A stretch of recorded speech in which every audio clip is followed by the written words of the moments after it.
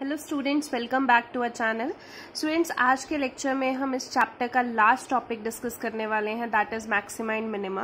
Maxima and minima काफ़ी important topic है आपके इस चैप्टर का, एंड एक्सरसाइज भी थोड़ी सी लेंदी है, तो थोड़ा वास्ट टॉपिक है, इसलिए हम थोड़ा थोड़ा करके करेंगे ताकि आप इस चीज़ को ग्रास्प कर पाएँ अच्छे तरीके से। सो मैक्सिमा एंड मिनिमा में स्टूडेंट्स पहले समझते हैं कि मैक्सिमा एंड मिनिमा होता क्या है। देखो, अभी तक आपने फंक्शंस किए हैं इंक्रीजिंग फंक्शन, डिक्रीजिंग फंक्शन, ठीक है। तो increasing function and decreasing function आप ऐसे समझ सकते हैं कि अगर ये ग्राफ जा रहा है तो अगर ये जा रहा है तो आपको पता है ये इंक्रीजिंग हो रहा है, यहां से फंक्शन डिक्रीज हो रहा है, आप ऐसे समझ लेते हैं, ठीक है। बट मैक्सिमम एंड मिनिमम का मतलब क्या है कि फंक्शन जो है, अगर ये कोई फंक्शन का कर्व है, ठीक है, y is equal to f x, अगर मैंने ये कर्व ऐसे बना दिया तो इस फंक्शन में ये फंक्शन मैक्सिमम कहां पे जा रहा है। तो हमें पता है कि अगर ये कर्व है तो अगर मैं ये एक्स एंड वाई एक्सिस अगर मैंने बना दी है तो यहाँ पे ये कर्व बना दिया, तो ये अगर ए पॉइंट को लीड कर रहा है, ये अगर बी पॉइंट को लीड कर रहा है, तो मुझे पता है इस कर्व का मैक्सिमम पॉइंट ये है, यहाँ पे सबसे ज्यादा उसकी वैल्यू होगी। तो ये जो यहाँ पे मैक्सिमम पॉइंट है इसको मैं पॉइंट मान लेती हूँ सी। तो जहां पे सबसे ज्यादा वैल्यू होगी उसको हम बोलते हैं पॉइंट ऑफ मैक्सिमा, ठीक है। तो ये सी जो है एक्स कोऑर्डिनेट, एक्स एक्सिस पे जो आ रहा है सी, इसको बोलेंगे हम पॉइंट ऑफ मैक्सिमा। एंड जो इस कर्व पे जो वाई कोऑर्डिनेट पे लाई कर रहा है that is your maximum value, ठीक है। तो जब आप क्वेश्चंस भी निकालेंगे वहां पे आपको कई बार पूछा होगा पॉइंट ऑफ मैक्सिमा, एंड कई बार पूछा होगा कि मैक्सिमम वैल्यू भी बताओ कि उस पॉइंट पे कितनी वैल्यू आ रही है। तो पॉइंट ऑफ मैक्सिमा मींस आपकी जो वैल्यूज निकल रही हैं एक्स कोऑर्डिनेट से, and point of maximum value means जो आपकी यहाँ पे वाई कोऑर्डिनेट पे जो ये एफ ऑफ सी आ रहा है ये आपको मैक्सिमम वैल्यू देगा, ठीक है। तो इसको हम ऐसे भी लिख सकते हैं कि जो C है ये देखिए ओपन इंटरवल से डील कर रहा है, A से B के बीच बीच में कहीं एक पॉइंट आएगा जो कि C है। तो C belongs to A and B, A से बीच बीच में कहीं पे भी आएगा C। एंड हम कह सकते हैं कि जो भी f ऑफ C होगा, ये मैक्सिमम वैल्यू है, जो भी f ऑफ C है वो ग्रेटर देन है फंक्शन से of for all x belongs to a to b। मतलब जो भी इस f ऑफ c पे वैल्यू होगी वो a से b तक, यहां से यहां भी जितनी वैल्यूज होंगी उनमें सबसे बड़ी वैल्यूज कौन सी है, C की। एंड यहां से यहां भी जितनी वैल्यू होंगी उनमें भी सबसे बड़ी वैल्यू कौन सी आ रही है, C पे। तो मैं कह सकती हूं कि f ऑफ C वो ग्रेटर है f ऑफ x, और x कहां से, x की क्या वैल्यू डालें, a से b के बीच में कहीं पे भी डाल दो तो सबसे ग्रेटर वैल्यू कौन सी आने वाली है, ये C की ही वैल्यू आने वाली है। तो हम उसको ऐसे लिख सकते हैं, ठीक है। आई होप आपको maximum value and point of maxima समझ में आया हो। अब हम मिनिमम पे आ जाते हैं, ठीक है। मिनिमा क्या है, अगर मैंने फिर से कर्व बनाया, अब कर्व ऐसे यू शेप कर्व बना दिया, अब मुझे पता है इस कर्व का लोएस्ट पॉइंट कहां पे आ रहा है, ये है इस कर्व का सेंटर, ये लोएस्ट पॉइंट है इस कर्व का, ठीक है। फिर से ये A है, ये B है, और लोएस्ट पॉइंट को मैंने C मान लिया। अब ये लोएस्ट पॉइंट को क्या बोलेंगे, पॉइंट ऑफ मिनिमा, यहां पे सबसे कम है, और इस पे वैल्यू कौन सी आ रही है, यानी f ऑफ C जो है इसको क्या बोलेंगे, मिनिमम वैल्यू, ठीक है। सेम बिल्कुल मैक्सिमा जैसे ही है, बस उसमें हाईएस्ट पॉइंट देखना है, इसमें आपने lowest point that is point of minimum.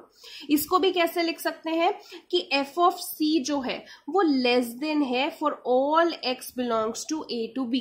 मतलब a से b में आप कहीं पे भी कोई भी वैल्यू ले लो, सबसे कम वाली वैल्यू कौन सी होगी, f ऑफ c। मतलब f ऑफ c हमेशा लेस देन होगा फॉर f ऑफ x, और x में कोई भी वैल्यू डाल दे a और b के बीच में से, बट सबसे छोटी कौन सी आ रही है, यही वाली सबसे छोटी है, दैट इज c पॉइंट पे आ रही है, ठीक है। अब स्टूडेंट्स एक और चीज देख लेते हैं, एक पॉइंट आप समझिए कि अगर मैंने सपोज ये कर्व बना दिया, दिस इज साइन कर्व, अगर मैंने ये कर्व बना दिया तो इस कर्व में आप देख सकते हो कि यहाँ पे भी मैक्सिमा की एक वैल्यू आ रही है, बिकॉज ये कर्व जा रहा है, ये पॉइंट मैक्सिमम होगा, यहाँ पे भी एक मैक्सिमम पॉइंट होगा। ऐसे ही अगर आगे चले जाएंगे एक और मैक्सिमम पॉइंट होगा। तो देख सकते हैं कि एक फंक्शन का अगर ये कर्व बना दे, अगर मैंने ये साइन फंक्शन का कर्व बनाया है तो उसमें एक से ज्यादा मैक्सिमा भी हो सकते हैं और नीचे देखें तो एक से ज्यादा मिनिमा भी हो सकते हैं। तो आपने ये ध्यान देना है, a function can have more than one maxima और मिनिमा, एक से ज्यादा मैक्सिमा और मिनिमा एक फंक्शन में हो सकते हैं। ठीक है, अब अगला कॉन्सेप्ट स्टूडेंट्स है जो आपको बहुत बार आपको देखने को सुनने को मिलेगा, that is local maxima and local minima, absolute maxima and absolute minima. ठीक है, इस चीज को आपने ध्यान से समझना। देखो, अगर मैं ये कर्व बना रही हूं, मैंने ये कर्व बना दी, ठीक है, अब इस कर्व में समझिए, अगर मैं लोकल मैक्सिमा, वर्ड लोकल की बात कर रही हूं, ठीक है, अभी मैं लोकल की बात कर रही हूं, तो लोकल का मतलब है अपने आसपास। ठीक है, तो लोकल मैक्सिमा का मतलब क्या है? अगर मैं ये सिर्फ इसी एक पर्टिकुलर कर्व को डिस्कस कर रही हूं, इसमें ये वाला पॉइंट जो है मेरा C1 आ रहा है।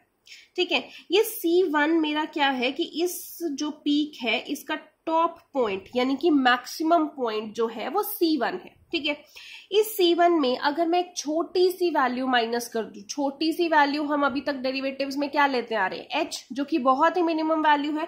अगर इस C1 में से मैं छोटी सी वैल्यू माइनस कर दूं, यानी कि पीछे चले जाऊं, तो C1 माइनस h हो जाएगा। इसी C1 में छोटी सी वैल्यू प्लस कर दूं तो आगे यहां पे ले लूं तो C1 प्लस h हो जाएगा। ठीक है, मतलब बेसिकली मेरा एक इंटरवल बन गया C1 माइनस h से लेके C1 प्लस h के बीच में। इसमें अगर मैं देखूं, इस छोटे से इंटरवल में ये आसपास के एरिया में मैक्सिमम वैल्यू कहां पे जा रही है, ये C1 पे मैक्सिमम वैल्यू जा रही है। तो जब हम एक छोटे से इंटरवल की बात कर रहे हैं कि अगर एक हमारा कर्व आ रहा है, ये कर्व में हम इतने से इतने इंटरवल की ही बात करना चाहते हैं, इसमें देखना चाहते हैं कि क्या मैक्सिमम वैल्यू है, तो ये है। ठीक है, मान लो इस कर्व में इतने से इतने इंटरवल की ही बात करना चाहते हैं, तो यहाँ पे मैक्सिमम वैल्यू क्या है, ये है। तो जब एक छोटे इंटरवल की बात करते हैं, यानी कि एक लोकल एरिया की बात करते हैं, उसमें अगर हम वैल्यू मैक्सिमम निकालना चाहते हैं तो उस पॉइंट को क्या बोला जाता है, लोकल मैक्सिमा। ठीक है, अगर मैं इसको डिफाइन करना चाहूं तो ऐसे लिख सकती हूं कि अगर ये C1 पॉइंट है, FC1 ग्रेटर देन होगा FX से फॉर ऑल में यहाँ पे वैल्यूज देखो x की कौन सी डालेंगे, मतलब FC1 ग्रेटर है कहां पे, जहां पे C1 माइनस h से लेके C1 प्लस h के बीच वाली वैल्यूज डाली जाए। मतलब इस इंटरवल और इस इंटरवल के बीच वाली अगर मैं कोई भी वैल्यू डालूं तो उसमें C1 सबसे ग्रेटर है, और यहां पे मैं कह सकती हूं कि जो ये C1 पॉइंट है, it is called the local maxima. इस पॉइंट को मैं लोकल मैक्सिमा बोलूंगी and FC1 is called the local maximum. और यहां पे जो FC1 है उसको मैं क्या बोल दूंगी, लोकल मैक्सिमम। ये जो C1 पॉइंट है इसको क्या बोलेंगे, लोकल मैक्सिमा। ठीक है, तो ऐसे ही अगर मैं मिनिमा की बात करूं तो मतलब छोटे इंटरवल में अगर मैं यहां पे ले रही हूं नीचे, तो एक मिनिमा आ रहा है, तो उसको मैं बोल सकती हूँ कि इतने से इंटरवल की अगर मैं बात करूं तो उसमें कोई मिनिमा ले रही हूं, तो दैट इज लोकल मिनिमा। ठीक है, सो आई होप आपको लोकल का मतलब समझ में आया कि जब हम एक छोटे से इंटरवल की बात कर रहे हैं। ठीक है, so local maxima and minima हो गया। अब बात करते हैं absolute maxima and absolute minima. अब एब्सोल्यूट का मतलब क्या है, बहुत छोटा सा डिफरेंस है एब्सोल्यूट एंड लोकल में। जब आप एक छोटे से इंटरवल में देखते हैं तो आपका ये लोकल वर्ड यूज होता है। ठीक है, बट अगर मैं ये पूरे कर्व की बात करूं तो इसमें अगर मैं सिर्फ मैक्सिमा की बात कर रही हूं तो यहां पे देखिए, इस मैक्सिमा मतलब हमेशा जो ये आपकी पीक्स है, ठीक है, जो नीचे डीप कट्स हैं ये आपके मिनिमा को डिनोट करते हैं, ये हमेशा ध्यान में रखना है। तो जो आपकी ये पीक्स हैं, इसमें ये पीक ऑलमोस्ट बराबर है और ये बड़ी है। ठीक है, तो अगर मैं मैक्सिमा की बात करूं, इन तीनों में से मुझे सबसे बड़ी पीक ये लग रही है। ठीक है, तो पूरे कर्व में जब हम देखते हैं कि सबसे बड़ी वैल्यू कहां पे जा रही है, पीक सबसे हाईएस्ट कहां पे जा रही है, तो उस पूरे कर्व में उस पॉइंट को हम क्या बोल देंगे कि ये एब्सोल्यूट मैक्सिमा है। ठीक है, बट अगर जैसे ये एब्सोल्यूट मैक्सिमा अगर ये क्या आ रहा है C5, तो मैं C5 बोलूंगी कि ये एब्सोल्यूट मैक्सिमा है। ठीक है, ऐसे ही अगर मैं डेप्थ्स की बात करूं तो ये डेप्थ एक जैसी है, ये थोड़ी ज्यादा गहरी है। ठीक है, इस ज्यादा जो डीप जा रही है उसमें मतलब यहां पे सबसे ज्यादा डेप्थ आ रही है। तो अगर इस पॉइंट को मैं C6 बोल रही हूं, यानी कि पूरे के पूरे कर्व में से सबसे ज्यादा डेप्थ यानी कि सबसे मिनिमम जो वैल्यू है वो ये C6 है, तो C6 क्या हो जाएगा, एब्सोल्यूट मिनिमा। ठीक है, सो एक बार फिर समराइज करती हूँ। अगर हम लोकल की बात करते हैं तो मतलब हम एक छोटे से इंटरवल की बात कर रहे हैं कि उस छोटे से इंटरवल में मिनिमम या मैक्सिमम वैल्यू कहाँ पे जा रही है। अगर हम एब्सोल्यूट की बात करते हैं तो मतलब हम पूरे के पूरे फंक्शन की बात कर रहे हैं कि उस पूरे फंक्शन में सबसे ज्यादा वैल्यू कहाँ पे जा रही है, उसको एब्सोल्यूट मैक्सिमा। पूरे फंक्शन में सबसे कम वैल्यू कहाँ पे जा रही है, दैट इज एब्सोल्यूट मिनिमा। सो ये थोड़े से आपके बेसिक्स थे। अब अगर आपको local maxima and local minima values निकालनी है, जो कि आपको क्वेश्चंस में निकालनी पड़ेंगी, तो उसके दो तरीके हैं, दो मेथड्स हैं। उन दो मेथड्स को हम बोलते हैं first derivative test and second derivative test. तो हम दोनों मेथड्स को स्टेप बाय स्टेप समझेंगे कि कैसे उनसे हम लोकल मिनिमम या लोकल मैक्सिमम वैल्यू निकाल सकते हैं। तो अगर मैं फर्स्ट डेरिवेटिव टेस्ट की पहले हम देखते हैं। फर्स्ट डेरिवेटिव टेस्ट जो कि यूज होता है local maximum and local minimum values find out करने के लिए। आपको हर एक क्वेश्चन में देखो आपको फंक्शन दिया होगा, जो भी फंक्शन दिया होगा फर्स्ट स्टेप आपका क्या है कि आपने उस फंक्शन का डेरिवेटिव निकालना है, यानी कि f डैश x निकालना है और उस डेरिवेटिव को आपने 0 के इक्वेट कर देना है, जो भी आपका डेरिवेटिव आएगा। ठीक है, जब आप उस डेरिवेटिव को 0 के इक्वेट करेंगे, यानी कि यहां से you will get extreme points. Extreme points का मतलब है x की वैल्यूज, आपके पास x की वैल्यूज आ जाएंगी। ठीक है, जो भी x की वैल्यूज आएंगी वो आपके एक्सट्रीम पॉइंट्स होंगे।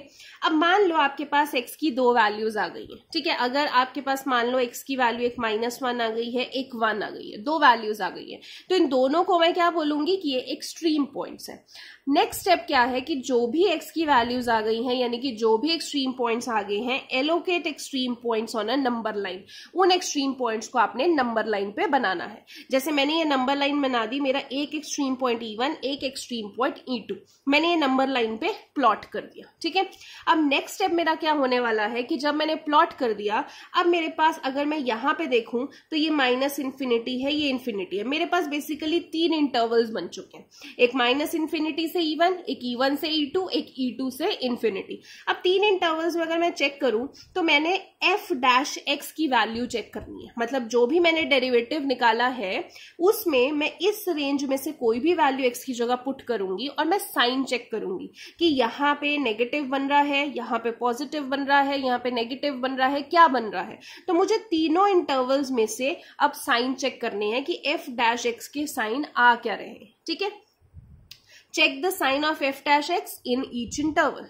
चेक कर लिए आपने, तीनों में डाल के वैल्यूज चेक कर लिया। अब नेक्स्ट आपका क्या है, आपने जब वैल्यूज चेक कर ली, अब आपको कैसे पता लगेगा कि कौन सा पॉइंट ऑफ मैक्सिमा है एंड कौन सा पॉइंट ऑफ मिनिमा है। ठीक है, आप अब point of maxima, point of minima, ये जो मैंने लिखा हुआ है, आप इसको local maxima and local minima भी बोल सकते हैं, एक ही बात है। ठीक है, तो जब पॉइंट ऑफ मैक्सिमा चेक करना है, आपने कैसे चेक करना है कि आपका अगर कोई एक्सट्रीम पॉइंट है जिसमें मान लो positive sign left to right जब हम जा रहे हैं, पॉजिटिव से नेगेटिव हो गया डेरिवेटिव का साइन, मतलब जैसे आपने नंबर लाइन पे प्लॉट किया, यहाँ पे f डैश x का साइन जो है वो पॉजिटिव आ रहा था और यहाँ पे नेगेटिव हो गया, तो पॉजिटिव टू नेगेटिव हो गया जब आप लेफ्ट टू राइट जा रहे हैं, मतलब वो वाला पॉइंट आपके पास यहाँ जो एक्सट्रीम पॉइंट है वो क्या है, पॉइंट ऑफ मैक्सिमा।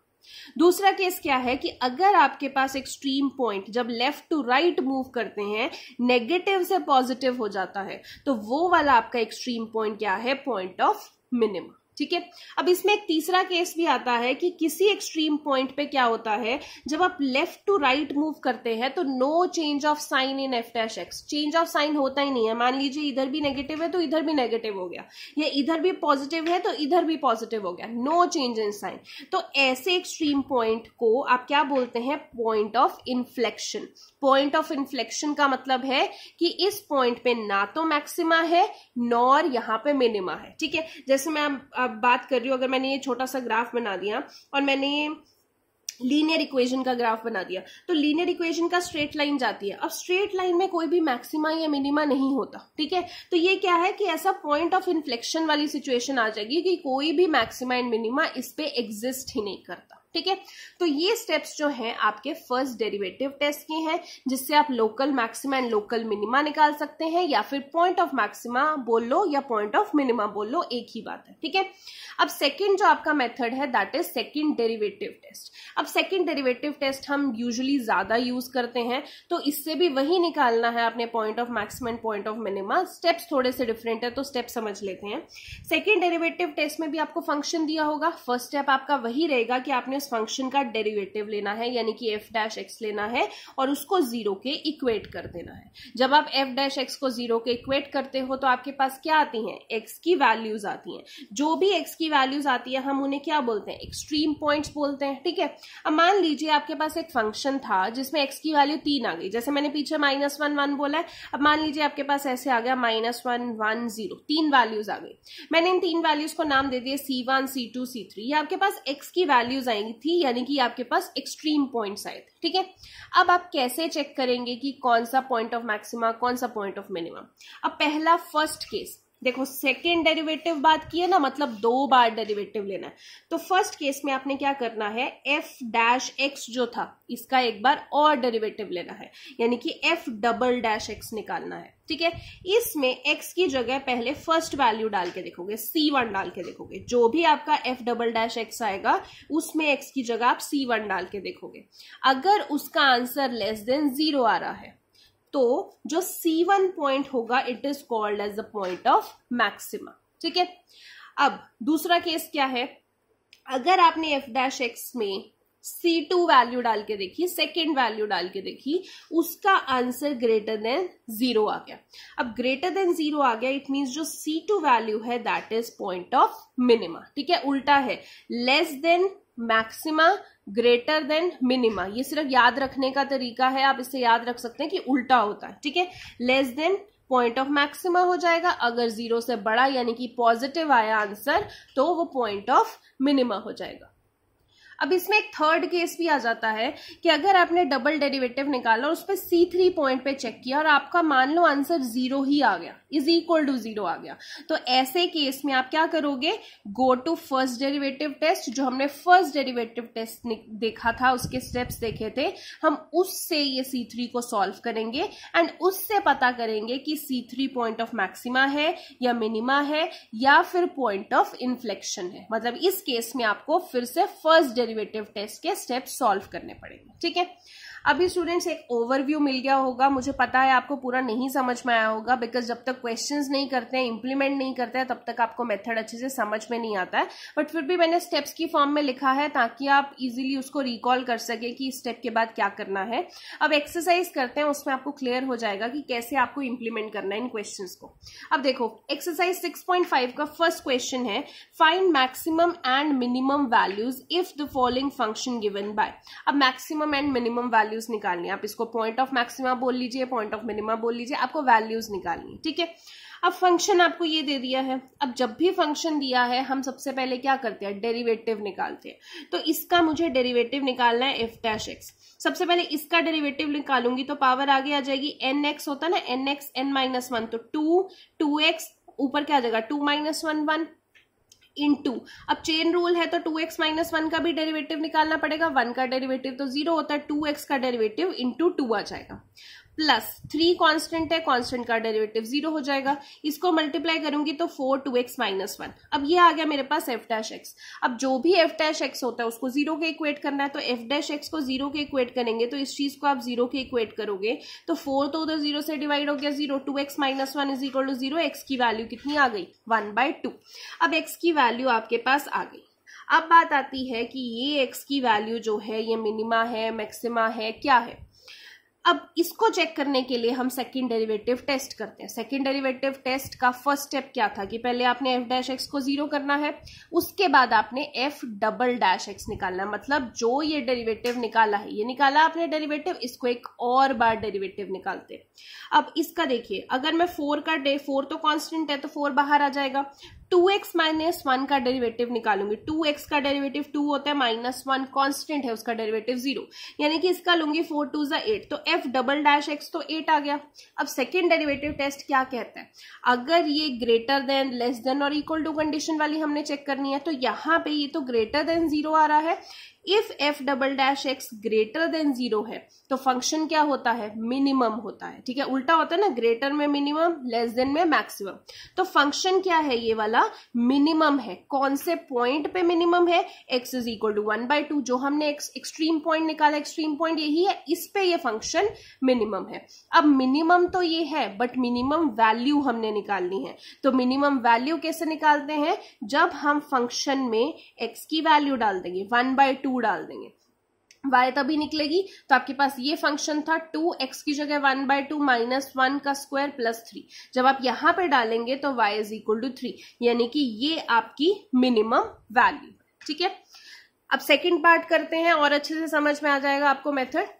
फंक्शन दिया हुआ है तो फर्स्ट स्टेप क्या होता है, डेरिवेटिव निकालना। आपने फंक्शन का डेरिवेटिव निकाला, देखिए 9x स्क्वायर का डेरिवेटिव 2 9 से 18 x हो जाएगा, 12x का डेरिवेटिव 12 हो जाएगा, 2 का डेरिवेटिव इज 0 बिकॉज कांस्टेंट का तो नहीं होता। तो 18x plus 12 is equal to 0, यहां से x की वैल्यू आपके पास क्या आ जाएगी, -2/3। अब ये आपके पास आ गया। अब आप मिनिमम और मैक्सिमम कैसे चेक करेंगे, सेकेंड डेरिवेटिव टेस्ट से। सेकेंड डेरिवेटिव मतलब जो आपने एक बार डेरिवेटिव लिया उसका एक और बार डेरिवेटिव ले लीजिए। तो f डेरिवेटिव ऑफ x, ये था आपका f डेरिवेटिव x। अब डबल डेरिवेटिव लेना है, 18x का डेरिवेटिव 18, 12 का डेरिवेटिव तो 0 होता है, तो 18 आ गया। अब क्या है, फिर से पॉजिटिव आ गया, ग्रेटर देन 0 आ गया। तो कंडीशन क्या है, if f double dash x is greater than 0 तो फंक्शन क्या होता है, मिनिमम है। कहां पे, at x is equal to -2/3। ये -2/3 पे मिनिमम है, बट मिनिमम वैल्यू कैसे निकलेगी, जब हम फंक्शन में यहां पे -2/3 डालेंगे। तो फंक्शन में आपने x की जगह -2/3 डालना है, तो 9x की जगह -2/3, यहां पे भी सॉल्व करेंगे -2, यानी कि मिनिमम वैल्यू आपके पास क्या है, -2। ठीक है, तो आपको मिनिमम एंड मैक्सिमम वैल्यूज, आप ये कंफ्यूज मत हो जाइए कि क्वेश्चन में बोला मिनिमम एंड मैक्सिमम वैल्यूज, तो हर क्वेश्चन में मिनिमम भी निकलेगी मैक्सिमम भी निकलेगी। देखिए कुछ फंक्शन मिनिमम होते हैं, कुछ मैक्सिमम होते हैं, तो आपको देखना है किस में मिनिमम आएगी और किस में मैक्सिमम। ठीक है, सो 2 पार्ट्स मैंने करवाए हैं, आपको 2 जो बाकी हैं वो आपने खुद करने हैं। क्वेश्चन नंबर 2 देखिए, find maximum and minimum values if any of the following function given by this. अब क्वेश्चन तो वही है कि मैक्सिमम एंड मिनिमम वैल्यूज निकालनी है, तो फिर डिफरेंट क्या है फर्स्ट पार्ट में। अब फर्स्ट पार्ट में आप देख सकते हैं यहाँ पे मॉड्यूलस लगा हुआ है। ठीक है, मॉड्यूलस का स्टूडेंट्स हम डायरेक्टली डेरिवेटिव नहीं निकालते हैं। अब आपको मैक्सिमम एंड मिनिमम फंक्शन पूछा है, तो वो अब देखिए कैसे होगा। मॉड्यूलस का आप यूजुअली भी अगर कर्व देखिए तो आपका वी शेप कर्व होता है। ठीक है, एक पॉइंट होता है वी शेप कर्व। ठीक है, तो इसमें मैक्सिमम एंड मिनिमम जो है वो निकालना थोड़ा सा डिफिकल्ट होता है, बट हम फिर भी देख लेते हैं। आपके पास यहाँ पे x+2 का मॉड्यूलस है। हम स्टार्ट कैसे करेंगे इसको, डेरिवेटिव लेके नहीं स्टार्ट करेंगे, डेरिवेटिव नहीं लेते हैं मॉड्यूलस का।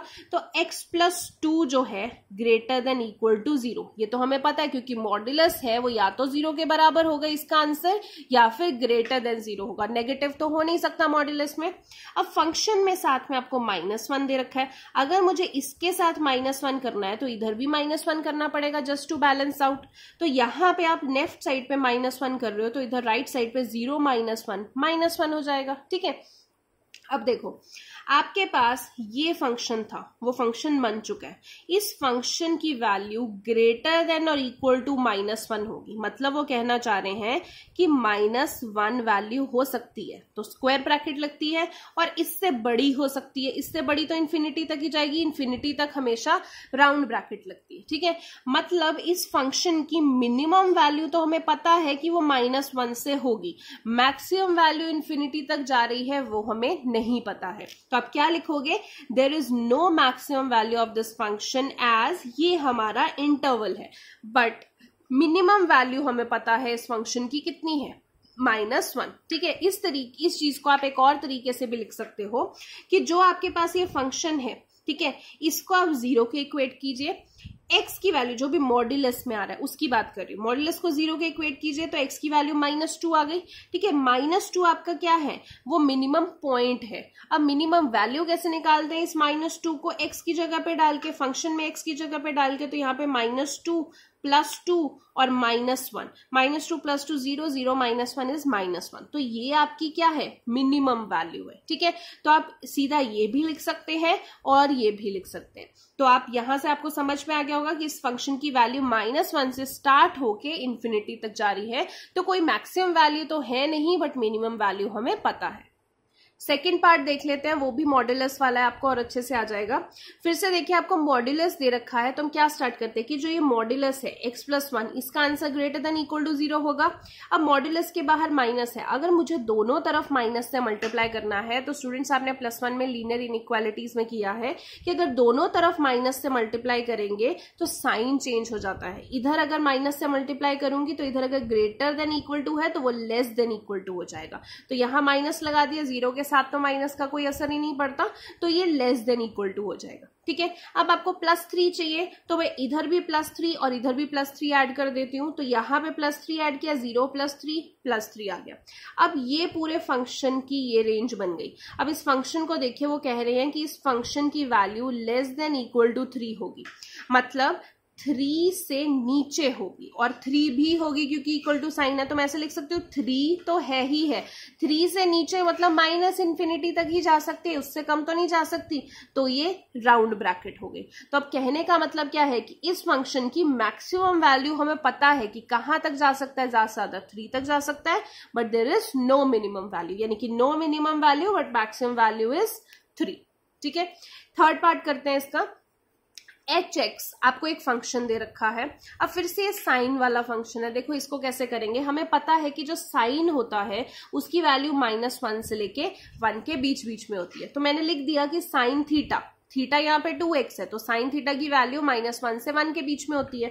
अब इस साइन 2x में 5 ऐड होना चाहिए, तो हम थ्रू आउट 5 ऐड कर देंगे। -1 में भी 5 ऐड किया, साइन 2x में भी 5 ऐड किया, 1 में भी 5 ऐड किया। अब साइन 2x + 5 की वैल्यू कहाँ जाएगी, यहाँ पे 4 से लेके यहाँ 6 तक जाएगी।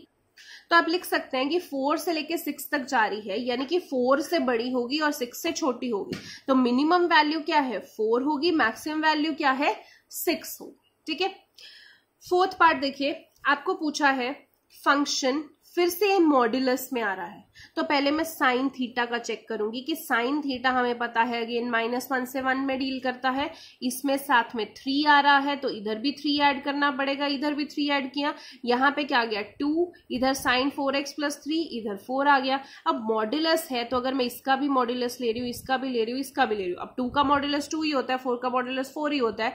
यहाँ पे इसका मतलब इस फंक्शन की जो वैल्यू है वो 2 से लेके 4 तक आ रही है, यानी कि मिनिमम वैल्यू क्या है 2 और मैक्सिमम वैल्यू क्या है 4। तो मॉड्यूलस में आप डायरेक्टली ऐसे निकाल सकते हो। फिफ्थ क्वेश्चन देखिए, फिफ्थ पार्ट सॉरी, hx आपको फंक्शन ये दिया हुआ है जहां पे इसकी रेंज -1 से 1 दे रखी है। अब जब भी फंक्शन दिया होता है आप जनरली क्या करते हैं, डेरिवेटिव निकालते हैं। वो तो मॉड्यूलस था इसलिए हमने नहीं निकाला, मॉड्यूलस ना हो तो हम डेरिवेटिव निकालते हैं। तो अगर मैं इसका डेरिवेटिव लूं x+1 का, तो x का डेरिवेटिव तो 1 होता है, 1 का डेरिवेटिव 0। अब जो भी आपका डेरिवेटिव आता है आप क्या करते हो, उसको 0 के इक्वेट करते हो, यानी कि जो 1 है वो 0 के इक्वेट हो गया। 1 बट नॉट इक्वल टू 0 है, यहाँ पे एक तो वेरिएबल ही चला गया एंड 1 नॉट इक्वल टू 0 आ गया, तो ये वैसे ही सिचुएशन रॉन्ग है। तो ऐसे केस में जो वेरिएबल ही आपका नहीं है 1 नॉट इक्वल टू 0, ये आपका सेटिस्फाई ही नहीं कर रहा, तो आप क्या लिखेंगे कि it has neither maximum nor minimum value. ये ऐसा फंक्शन है कि इसकी कोई मैक्सिमम कोई मिनिमम वैल्यू नहीं है। वैसे भी आप देख सकते हैं कि लीनियर इक्वेशन जैसा अगर ये स्ट्रेट लाइन बन गया तो इस स्ट्रेट लाइन का अगर ये ग्राफ है तो ये स्ट्रेट लाइन का कोई मैक्सिमम या मिनिमम वैल्यू नहीं होता। ठीक है, क्वेश्चन नंबर 3 देखते हैं। क्वेश्चन नंबर 3 में आपको बोला है find local maxima and local minima if any of the following functions, also find the total maximum and local minimum value, local maximum and local minimum value as the case may be.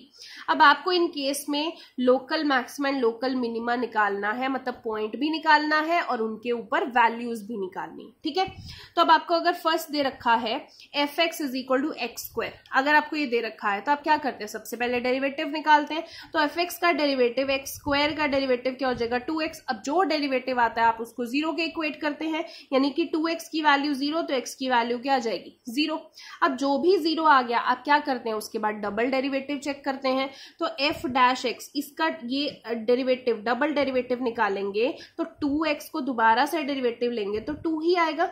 अब आपको पता है कि ये double derivative का answer greater then 0 आया, positive आया, तो फंक्शन क्या होता है मिनिमम होता है and there is no maximum maximum value, minimum ही फंक्शन रहेगा। अब फंक्शन जो है एट 2 पे मिनिमम है, बट क्या है उसकी वैल्यू, तो वो फंक्शन में वैल्यू डाल के चेक करते हैं, ठीक है। अब फंक्शन में एक्स की वैल्यू क्या, सॉरी एट 2 नहीं, एट 0 वो वैल्यू उसकी मिनिमम है, जो एक्स की वैल्यू आती है वहीं पे होता है। तो यहाँ पे अगर मिनिमम है तो कितनी वैल्यू आ रही है, मतलब फंक्शन में एक्स की जगह आपने क्या डालना है, 0। तो ये आपके पास फंक्शन है, 0 का स्क्वायर कितना आ जाएगा, 0। तो मिनिमम वैल्यू भी क्या है आपकी, 0। मतलब जैसे आप अभी तक क्वेश्चन करते आ रहे हैं बिल्कुल वैसा ही है।